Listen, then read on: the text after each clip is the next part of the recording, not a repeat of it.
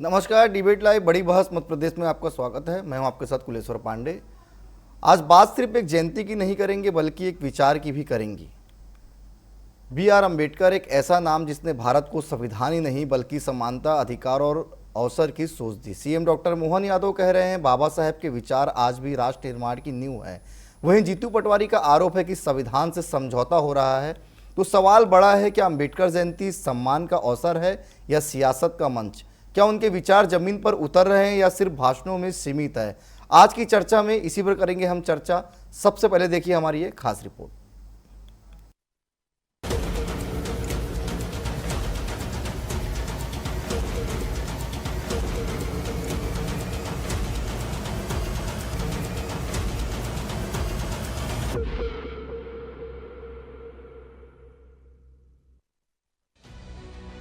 मध्य प्रदेश से लेकर पूरे देश में बी.आर. अम्बेडकर जयंती पूरे उत्साह के साथ मनाई गई। महू से भोपाल तक रैलियां, कार्यक्रम और श्रद्धांजलि सभाएं आयोजित हुई। हर मंच से बाबा साहेब के विचारों को याद किया गया। सामाजिक समरसता और संविधान की ताकत को रेखांकित किया गया।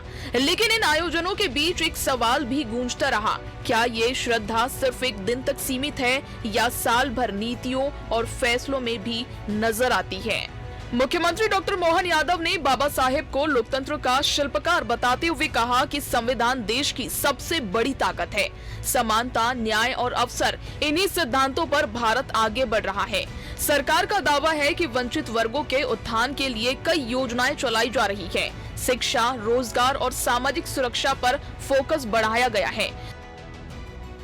डॉक्टर भीमराव अंबेडकर ने जीवन भर जिन बातों को लेकर के अपनी यात्रा प्रारंभ की, आज़ादी के पहले देश के अंदर सामाजिक समरसता को लेकर के हमारे दलित पिछड़े वर्गों को उनके अधिकारों को लेकर जिस प्रकार से लड़ाई लड़ी और उसका परिणाम आया कि आज़ादी के बाद संविधान के माध्यम से सभी वर्गों को समान रूप से लेके चलने के लिए वो अमर ग्रंथ की रचना डॉक्टर भीमराव अंबेडकर की अध्यक्षता में हुई और भारत ने वो संविधान को अपनाया।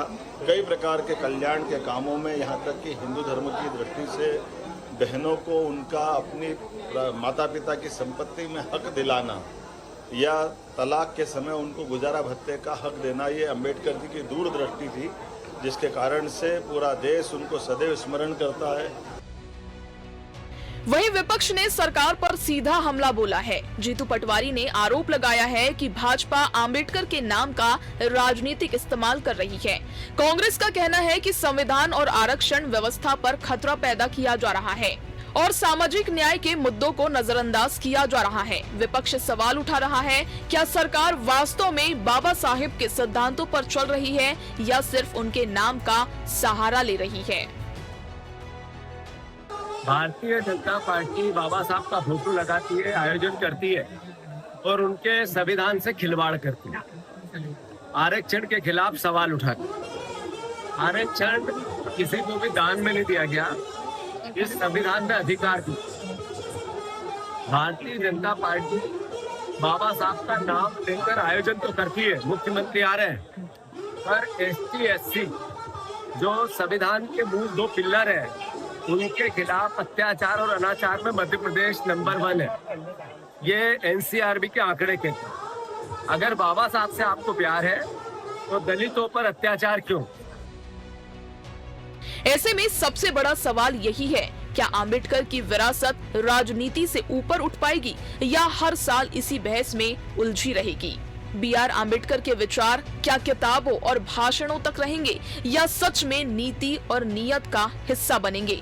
फैसला सियासत नहीं, समाज और सिस्टम को मिलकर करना होगा।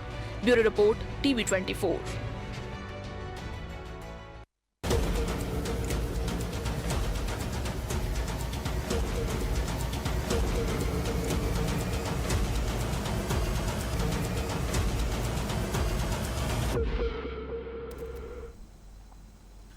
तो बाबा भीमराव अंबेडकर की आज जयंती थी। मध्य प्रदेश सहित पूरे देश भर में बड़े ही हर्षोल्लास के साथ ये जयंती मनाई गई, लेकिन मध्य प्रदेश में इसको लेकर जो है कांग्रेस और बीजेपी आमने सामने हो गई। तो चलिए इसी पर करेंगे चर्चा। हमारे साथ 3 बेहद खास मेहमान जुड़ चुके हैं। मंजरी जैन जी बीजेपी प्रवक्ता, स्वागत करता हूँ मैं उनका। विक्रम चौधरी जी है कांग्रेस प्रवक्ता, तो उनका भी स्वागत करता हूँ। अनिल जी हमारे साथ वरिष्ठ पत्रकार के तौर पे, उनका भी स्वागत करता हूँ। अनिल जी, सबसे पहला मेरा सवाल आप ही से है, जिस तरह से बाबा भीमराव अम्बेडकर जी को लगातार कांग्रेस और बीजेपी दोनों ही याद कर रहे हैं, लेकिन क्या माना जाए जो उनके आदर्श और उनके विचार सिर्फ भाषणों तक ही अब सीमित रह चुके हैं कि वास्तविक में उनके विचार और उनके जो काम किए गए वो धरातल पर दिखते हैं? धन्यवाद। मुझे लगता है आज का दिन आरोप प्रत्यारोपों से अलग हटकर बाबा साहब डॉक्टर भीमराव अंबेडकर का देश के विकास में जो योगदान है और जो उनकी दृष्टि है, जो उनका विजन है, जो उनका दृष्टिकोण है और जो मार्ग उन्होंने भारत के विकास का हमें बताया है कि कैसे एक समता मूलक समाज बने, कैसे देश के हर एक व्यक्ति को मान सम्मान गरिमा सुनिश्चित हो, इस पर आज जो है संकल्प लेने का दिन है। और जैसा कि अभी आपने अपनी रिपोर्ट में बताया कि हर साल जब इस बाबा साहब अम्बेडकर की जयंती के कार्यक्रम होते हैं और हर बार यही बात आती है, उनके विचारों को अपनाने की बात आती है, राजनीतिक दल आरोप प्रत्यारोप भी करते हैं, तो मुझे लगता है बाबा साहब के लिए सच्ची श्रद्धांजलि यही होगी कि उन्होंने ना केवल संविधान बनाया, ना केवल समाज के वंचित तबकों के लिए काम किया, ऐसा मानने की बजाय इस बात को मानना चाहिए। और ये सत्य भी है कि भारत के डॉक्टर अंबेडकर ने न केवल वंचित तबके बल्कि सभी समाज, सभी वर्गों और जो भी व्यक्ति कहीं ना कहीं पिछड़ गया था उसके अधिकार की बात उन्होंने कही है। तो शासन को, पार्टियों को अपने एजेंडे में, अपनी नीतियों में, अपने कार्यक्रमों, ठीक है मंजरी जी, कांग्रेस पार्टी साफ कह रही है कि जिस तरह से राहुल गांधी ने संविधान बचाओ को लेकर जो है एक मुहिम चलाई थी, बाबा अंबेडकर के पुस्तक को लेकर लगातार घूमे थे, इस कारण भारतीय जनता पार्टी को मजबूरन आज अंबेडकर जी को मानना पड़ रहा है। कांग्रेस पार्टी ने ही मजबूर किया है बीजेपी को मानने के लिए, क्योंकि बीजेपी तो ऐसे विचारधारा को मानती ही नहीं है। सभी को नमस्कार। मुझे आवाज रिपीट आ रही, थोड़ा सा वो दिखवाइए पांडे जी। और आज हम जिस महान विभूति के बारे में चर्चा करने बैठे हैं, ऐसे महान व्यक्तित्व के लिए संविधान के शिल्पकार, सामाजिक न्याय के अग्रदूत, उनके चरणों में कोटि कोटि नमन करती हूँ। क्योंकि बाबा साहब एक सिर्फ व्यक्तित्व नहीं थे, वो विचार थे, पूरी संस्था थे और देश की आत्मा थे। आज बाबा साहब की जन्म जयंती पर जिस तरह से जीतू पटवारी जी और कांग्रेस सियासत कर रही है, बहुत घोर निंदनीय है। मैं समझती हूँ कि आज तो जो सियासत कर रहे हैं, तो आज भी ये बाबा साहब अम्बेडकर जी को अपमानित करने का काम कर रहे हैं। जब बाबा साहब जी उनको जो सम्मान मिलना चाहिए था, वो सम्मान आपने नहीं दिया। भारत रत्न किसी जी नहीं दे पाए, उनको बार बार सदन के अंदर अपमानित करने का पाप किया, उनको इस्तीफा देना पड़ा, उनको चुनाव हराने का भी जो पाप है वो कांग्रेस के माथे पर कलंक है। तो आज जिन बाबा साहब के नाम पर जो वोट बैंक की राजनीति कर रहे हैं, वो करते आए हैं, बाबा साहब को ये वोट बैंक का पोस्टर रख दिया समझते हैं, लेकिन वहीं भारतीय जनता पार्टी बाबा साहब के बताए आदर्शों पर चलती है, उनकी नीति और सीएस के अनुसार चलती है। तो इसलिए हम देखते हैं हमारी जो सरकार, चाहे वो मध्य प्रदेश में हो, चाहे वो केंद्र में हो या अन्य राज्यों में हो, तो जिस अंत्योदय की बात, जो भारतीय जनता पार्टी की अवधारणा है, जो पथ प्रदर्शक हमारे रहे पंडित दीनदयाल उपाध्याय, और उसी में हम अपना पथ प्रदर्शक मानते हैं बाबा साहब भीमराव अंबेडकर जी को, जिन्हें ये समझते हैं वोट बैंक का, हम उन्हें अपना आदर्श मानते हैं, हम उन्हें अपना पथ प्रदर्शक मानते हैं। और उनके बताए अनुसार आज सामाजिक कल्याण की जितनी भी योजनाएं चल रही हैं, वो कांग्रेस कार्यकाल में तो नहीं चली। अगर हम शौचालय की बात करें तो किसने दिया? आज 12.5 करोड़ शौचालय यदि महिलाओं के सम्मान के लिए यदि किसी ने दिए तो बीजेपी की सरकार ने दिए। कांग्रेस तो 50 सालों में आप शौचालय, जो बुनियादी, जो प्राइमरी जरूरत थी महिलाओं के सम्मान के लिए, वो नहीं दे पाए थे। आज उज्ज्वला योजना के अंदर अगर 10.5 करोड़ हमने फ्री कनेक्शन दिए, तो हमने महिलाओं को, हमारी बहनों को धूल से निजात दिलाने का काम किया। ठीक है मंजरी जी, मैं लौटूंगा आपके पास। छोटा सवाल जो विक्रम जी से लेता हूँ। विक्रम जी, लगातार आप लोग कहते हैं संविधान खतरे में है, संविधान खतरे में है, सबसे बड़ा खतरा क्या है अभी? संविधान खतरे में है, इसमें तो कोई दो राय है नहीं, क्योंकि शुरू से ही ये लोग संविधान को बहुत अन्यथा दृष्टि से देखते हैं।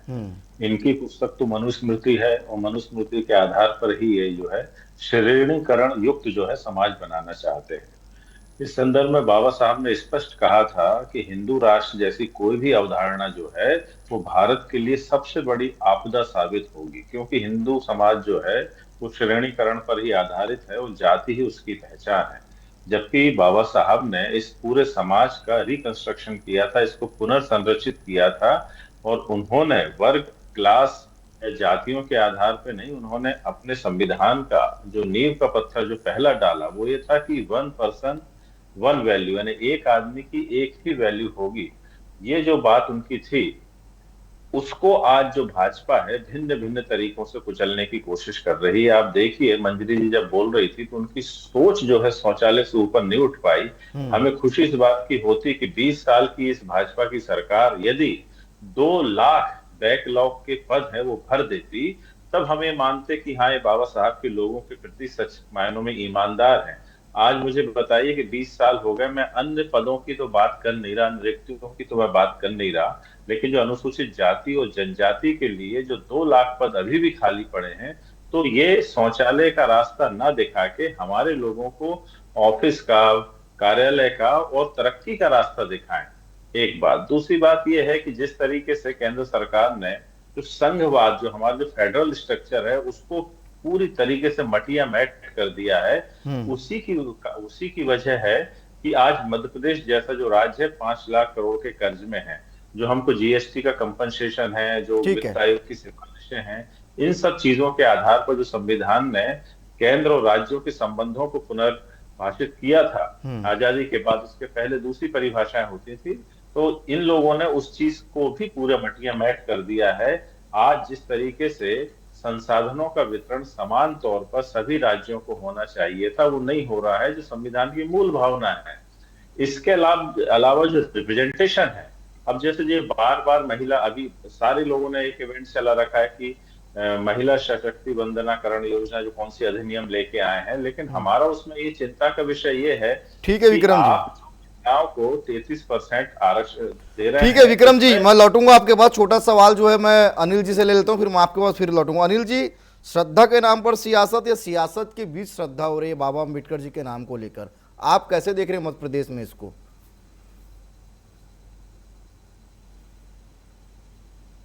निश्चित तौर पे और ये आज की बात नहीं है, ये कई सालों से यही होता आया है। और जब जब भी डॉक्टर अंबेडकर की जयंती आती है, इस तरह के विचार लाके, इस तरह की बातें लाके उनके मूल विचार को चर्चा से वो खत्म हो जाए और उस पर एक तरह की राजनीति शुरू हो जाए। और ये बात भी सही है कि अभी जो कम से कम संविधान के माध्यम से डॉक्टर अंबेडकर ने जिस तरह के समाज की कल्पना की थी और जिस तरह की व्यवस्था वो चाहते थे कि प्रत्येक व्यक्ति की गरिमा सुनिश्चित हो, उसको उसके हक, अधिकार, न्याय मिले, सबको बराबरी मिले, सबका सम्मान हो, तो कहीं ना कहीं अभी शासन प्रशासन को इस पे काफी काम करने की आवश्यकता है। काफी कुछ रह गया है, मैं ये भी नहीं कहूंगा कि कुछ नहीं हुआ है, लेकिन काफी कुछ रह गया है और शायद अधिकांश काम रह गया है। बजाय कि देखिए राजनीति है वो अपना काम करेगी, भाजपा अपना काम करेगी, कांग्रेस अपना काम करेगी, उनको दोनों के अपने अपने तर्क हो सकते हैं, लेकिन वास्तविकता से भी मुंह नहीं मोड़ा जा सकता कि आज भी जैसा कि अभी ये उदाहरण दिया चौधरी जी ने कि बैकलॉग के पद हो, इसके बहुत लेकिन लंबे समय से बात होती आ रही है। और हम ये भी देख रहे हैं कि पर्याप्त धनराशि सरकार के पास एससी सब प्लान, ट्राइबल सब प्लान में है, पद भी है और सरकार में अधिकारी कर्मचारियों की कमी भी है। उसके बावजूद भी उस तरफ शायद हो सकता है कोई कारण हो जिसके कारण ये अभी तक वो नहीं हो पा रहा है जी। लेकिन ये एक सच्चाई तो है। इसी तरह से जो आप देखिए जो उद्यमिता का क्षेत्र है, कि हम कहते हैं कि ये जो पिछड़ा तबका है ये पहली पीढ़ी का उद्यमी है, पहली पीढ़ी इसकी व्यापार में आ रही है। जब पहली पीढ़ी व्यापार में आ रही है तो स्वाभाविक रूप से उसको कुछ आपको अतिरिक्त बिल्कुल, मतलब और काम करने की उसमें आवश्यकता है। ठीक है अनिल जी, मैं लौटूंगा आपके पास। मंत्री से सवाल लेता हूं। मंत्री जी, बाबा अम्बेडकर की विचारधाराओं की आप लोग बात कर रहे हैं, लेकिन कांग्रेस का सीधा आरोप है कि एसटी एससी वर्ग में अब जो अपराध है वो नंबर 1 पे मध्य प्रदेश में, दूसरा दलितों पर अत्याचार लगातार मध्य प्रदेश में सामने आ रहा है। तो आखिर बीजेपी उस विचारधारा को कैसे अपना रही जब उन्हीं लोगों का है वहां पर शोषण हो रहा है? देखिए, ये कांग्रेस का चाल चरित्र कह रहा है कि दलितों को उन्होंने हमेशा से वोट बैंक की राजनीति समझा था। आज उनके उत्थान के लिए यदि काम कर रही तो भारतीय जनता पार्टी की सरकार कर रही है। दशकों उनका शोषण करने का काम किया तो कांग्रेस की पार्टी ने किया था। आज संविधान की आत्मा को कुचलने का काम किया था। जिस संविधान की बात कर रहे थे विक्रम जी, अगर उस संविधान की आत्मा को कुचलने का काम किया था तो कांग्रेस ने किया था। 1975 में आपातकाल लगाकर हम सबकी स्वतंत्रता छीन ली गई थी और हमारे जो चौथा स्तंभ था लोकतंत्र मीडिया, उसको भी कटघरे में था, उसके भी हाथ बांध दिए गए थे, उसको भी बोलने की स्वतंत्रता छीन ली गई थी। तो ये तो वो कांग्रेस है। आज हमने इनमें 90 में संशोधन किए तो सिर्फ अपनी सत्ता बचाने के लिए, और ये सत्ता के सुख को भोगने के लिए ही संविधान को भी तार तार करते रहे और संविधान के रचयिता को भी अपमानित करते रहे। तो ये कांग्रेस का चाल चरित्र और चेहरा है। दूसरा, यदि हम बीजेपी की बात करते हैं तो बीजेपी ने तो हमेशा से जो भी संशोधन नहीं किए, सुधार किए। तो हम जो बात करते आते थे कि इस देश के अंदर 2 विधान, 2 निशान, 2 प्रधान नहीं चलेंगे, उसको सुधारने का यदि काम किया धारा 370 हटाकर तो भारतीय जनता पार्टी की सरकार ने किया। अगर हमारी मुस्लिम बहनों के सम्मान में यदि कानून लेकर आए तो हमारी भारतीय जनता पार्टी की सरकार लेकर आई, मोदी जी के नेतृत्व वाली सरकार लेकर आई है। आपने तो संविधान में संशोधन किया था सुप्रीम कोर्ट के फैसले को बदलने के लिए। शाहवानो कांड सबको मालूम है कि सुप्रीम कोर्ट के फैसले को बदलने के लिए आपने संविधान में संशोधन किया था। तुष्टीकरण की राजनीति, वोट बैंक की राजनीति, दलितों को अपना सिर्फ वोट बैंक का हथियार बनाने की राजनीति, महिलाओं को अपना वोट बैंक की राजनीति। अभी ये नारी शक्ति अधिनियम की बात कर रहे थे, हालांकि उस पर डिबेट नहीं है, लेकिन इन्होंने कहा है तो मैं इसका जवाब जरूर देना चाहूंगी जो बहुत कम शब्दों में कि आपने तो जो महिला आरक्षण बिल था उसको अटकाने और लटकाने का काम किया था। 2010 में आपने राज्यसभा में उसको पारित किया, लेकिन 4 साल तक आप लोकसभा में लेकर नहीं गए। तो ये आपकी मंशा पर बहुत बड़ा सिस्टम में था। वहीं भारतीय जनता पार्टी की सरकार ने 2023 में 20 सितंबर को राज्यसभा में उस बिल को पास करो और 21 सितंबर को लोकसभा में पास कराया, और आज भी आपकी मंशा ठीक नहीं है। आप उस बिल को रोकना चाहते हैं, आपके नेता उसको रोकना चाहते हैं। ठीक है, विक्रम जी से ले लेते हैं जवाब। विक्रम जी, आज भी उस बिल को आप लोग रोकना चाहते हैं? मंत्री जी के सवालों को जवाब दे दीजिए। रोकना नहीं चाहते, हम ये चाहते हैं कि फिर से महिलाओं के नाम पे मनुवाद हावी ना हो जाए। हम ये चाहते हैं कि यदि आप 33% आरक्षण दे रहे हैं महिलाओं को तो उसमें भी हमारी SC, ST, OBC महिलाओं का आरक्षण है कि नहीं, इस पे भाजपा चुप है। आपने अपराध की बात की, मंजरी जी उस पर भी चुप है। मैंने बैकलॉग की बात की, मंजरी जी भी उसमें भी चुप है। ये दुनिया भर की बातें कर सकते हैं, लेकिन जो मुद्दे की बात है, जो सवाल आपके हैं, वरिष्ठ पत्रकार महोदय के हैं और विपक्ष के हैं, उसको इन्होंने बिल्कुल संबोधित नहीं किया। इनसे अपराध पर बैकलॉग पे तो पूछिए आप। मंजरी जी जवाब दे दीजिए। अपराध के मैं मामले में बता देती हूँ, ज्यादा दूर जाने की जरूरत नहीं है कि किस तरह से कांग्रेस सरकार में दलित भाई बहनों के साथ, दलित समाज के साथ, आदिवासी समाज के साथ भेदभाव होता था। एक कुएं पर लोग पानी नहीं भर सकते थे, स्वर्ण जाति के और हमारे दलित समाज के भाई बहन। वो यदि उस खाई को पाटने का काम किया तो भारतीय जनता पार्टी के नेताओं ने, सरकार ने और स्वयंसेवक संघ के लोगों ने, हमने साथ में बैठकर उनके भोजन किया, उनके घर में बैठकर उनको भोजन किया उस जात पात के भाई को हटाने के लिए। और अगर अत्याचार की बात करते हो तो उस समय हमारे दलित भाई बहनों के ऊपर जिस तरह से अत्याचार होते थे उसकी तो अगर मैं बोलना शुरू करूं तो लोगों की आंखों में आंसू आ जाएंगे। विक्रम जी, उस समय क्या हालात थे दलित भाई बहनों के, क्या हमारे आदिवासी भाई बहनों के हालात थे, उस पर रोना आता है। अगर आज उनको सामाजिक रूप से सशक्त करने का काम किया है, यदि उनके साथ सामाजिक न्याय किया है तो भारतीय जनता पार्टी की सरकार ने किया। उनको आवास देकर, उनको फ्री स्वास्थ्य सुविधाएं देकर, उनको फ्री शिक्षा देकर, उनके बच्चों को नीट एंड क्लैट में फ्री कोचिंग देकर, और यदि उनके बच्चे विदेश पढ़ना चाहते हैं तो उनका भी खर्च यदि हमारी सरकार। ठीक है मंत्री जी, विक्रम जी कुछ कह रहे हैं उनको भी सुन लेते हैं, फिर लौटूंगा मंत्री जी आपके पास। विक्रम जी अपनी बात जल्दी से रखिएगा। सर मैं ये कहना चाहता हूँ महिलाओं के सम्मान के लिए जरूरत थी, वो आप नहीं कर पाए थे। एक बात, पिछड़ा वर्ग बिल से निराश है क्योंकि 27% वो पिछड़ा वर्ग की बात रह गई है, मैं बात करूंगी इस पर। बाबा साहब के संविधान की जो मूल भावना है वो यही है कि हर वर्ग को सत्ता में रिप्रेजेंटेशन मिले। अब सत्ता में रिप्रेजेंटेशन कैसे आता है कि जब तक आप उनका अधिकार और स्थान सुनिश्चित नहीं करते। अभी तक 27% आरक्षण नहीं मिल पाया ओबीसी वर्ग को। हमारा ये कहना है कि संविधान को जो समावेशी बनाने का काम कांग्रेस की सरकारों ने किया था, अब संविधान जो है पूरी तरीके से पूंजीपतियों की सेवा में लगा है। आज नक्सलाइटों को मारने के नाम पे आज बस्तर में सीआरपीएफ बैठी है चप्पे चप्पे पे।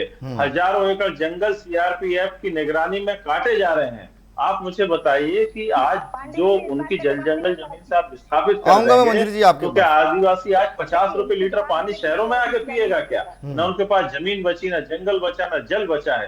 तो ये कैसे संविधान की स्थापना और रक्षा कर रही भाजपा? ठीक है मंजरी जी, कम समय में जल्दी रखिएगा अपनी बात। विक्रम जी ने जो ओबीसी वाला मुद्दा उठाया है उसका मैं जवाब देना चाहती हूँ। जी जिस बाबा साहब अम्बेडकर जी की हम बात कर रहे हैं, उन्हीं ने उस संविधान में प्रावधान किया है। उसमें जो आरक्षण की व्यवस्था है, उस आरक्षण के तहत महिला आरक्षण, नारी शक्ति बंधन बिल भी लागू होगा। और उस संविधान के अंदर हम सब जानते हैं, और विक्रम जी तो बड़े पढ़े लिखे बुद्धिजीवी प्रवक्ता है, इसके बाद वो कांग्रेस की भाषा बोल रही है, थोड़ा सा उससे भी उत्तर बोलिए विक्रम जी कि हमारे संविधान के अंदर जो व्यवस्था है, हमारे संविधान के अंदर अनुसूचित जाति, अनुसूचित जनजाति के लिए आरक्षण की व्यवस्था है, चुनाव के लिए, राजनीतिक पॉलिटिकली, तो वो व्यवस्था इस नारी शक्ति बंधन अधिनियम के अंदर भी होगी। ओबीसी का आरक्षण तो उसमें है, ओबीसी का आरक्षण। चलिए मैं अनिल जी के पास लौट जाऊंगा। अनिल जी, क्या लगता है आज की राजनीति में अम्बेडकर सिर्फ प्रतीक बन गए हैं? अनिल जी, इस बात में कोई संदेह नहीं है जी। देखिए, डॉक्टर अंबेडकर एक इतनी विशाल शख्सियत है, और मुझे लगता है किसी भी राजनीतिक दल का, चाहे वो बीजेपी हो, चाहे कांग्रेस हो, चाहे क्षेत्रीय दल हो, डॉक्टर अंबेडकर का नाम लिए बिना उनकी राजनीति आज संभव नहीं है देश में। बिल्कुल। तो इसलिए हर कोई व्यक्ति अंबेडकर को विचारों को अपनाने का अपने अपने तरीके से दावा करता है। मैं आज के दिन बहुत ज्यादा बात ना करके सिर्फ उसी बात को दोहराऊंगा कि अंबेडकर किसी एक के नहीं है, अंबेडकर सबके हैं। वो बीजेपी के भी हैं, वो कांग्रेस के भी हैं, वो हर वर्ग के हैं, हर समाज के हैं, और पूरे देश के हैं। तो हम सबको मिलकर कम से कम डॉक्टर अंबेडकर के प्रति जो हमारे मन में श्रद्धा है, उसके लिए हम अपने स्तर पे जो अच्छा कर सकते हैं, जो उनके जो संविधान की प्रस्तावना में उन्होंने जो हमें 3 रास्ते दिखाए, समानता, न्याय, बंधुत्व, ये जो समानता, स्वतंत्रता, न्याय, बंधुत्व के जो रास्ते दिखाए, जो मानवीय गरिमा के जो रास्ते दिखाए, उसको हम कैसे सुनिश्चित कर सकते हैं? हम सबको मिलकर इस पे काम करना चाहिए, चाहे वो कोई भी पार्टी हो, कोई भी सरकार हो, हर एक व्यक्ति को। चलिए ठीक है, समय इजाजत नहीं दे रहा, इस विषय को यहीं समाप्त करना पड़ेगा। आप तीनों मेहमान हमारे साथ जुड़े, आप तीनों का बहुत धन्यवाद। तो डॉक्टर भीमराव अम्बेडकर जयंती था आज। मध्य प्रदेश में कांग्रेस और बीजेपी बड़े ही इस कार्यक्रम में शामिल हुए, धूमधाम से अम्बेडकर जयंती मनाया गया। लेकिन इस पर भी अब आरोप प्रत्यारोप का दौर शुरू हो गया है। कांग्रेस और बीजेपी एक दूसरे पर कई सवाल दाग रहे हैं। तो कुल मिलाकर आज के लिए इतना ही। कल किसी और विषय के साथ होगी मुलाकात। मुझे दीजिए इजाजत, धन्यवाद।